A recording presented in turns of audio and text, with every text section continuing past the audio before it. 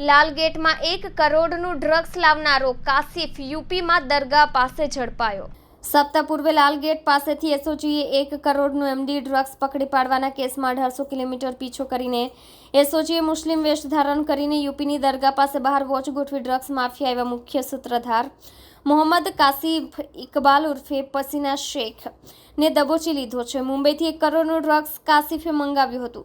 હજુ તેનો સાગરીત શહેબાઝ ઇરશાદ હુસેન ખાન હજુ ફરાર છે।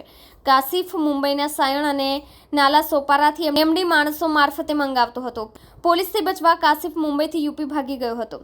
રસુલાબાદમાં રોકાયો, પછી ઉન્નાવ બારાબાંકીમાં દેવા શરીફની દરગાહ પાસે ગયો હતો। આથી એસઓજીએ મુસ્લિમ વેશ ધારણ કરી વોચમાં ગોઠવાઈ હતી। મોડી રાતે સૂતા 400 લોકોમાંથી શોધી કાઢ્યો હતો।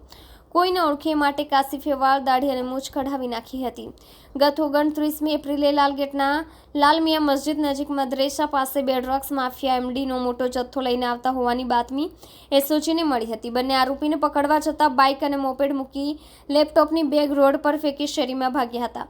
બેગમાં પોલીસે ચેક કરતા તેમાંથી 1 કરોડનું ડ્રગ્સ મળી આવ્યું હતું। ડ્રગ્સ માફિયા કાસિફનો ફોન પોલીસે કબજે કર્યો છે। તેના 12 વોટ્સએપ કોલ મળ્યા છે, જેમાં તેણે યુએઈ અને દુબઈમાં કોલ કર્યાનું સામે આવ્યું છે। આગામી દિવસોમાં આ નંબરના ધારકોને બોલાવીને પૂછપરછ કરાશે। અગાઉ આરોપીના પિતા ઇકબાલ અને ભાઈ આસિફ દારૂ અને હથિયાર સાથે ઝડપાયા હતા। અઠવાડિયા પૂર્વે તેના ભાઈને પાસા હેઠળ જેલમાં ધકેલાયો હતો।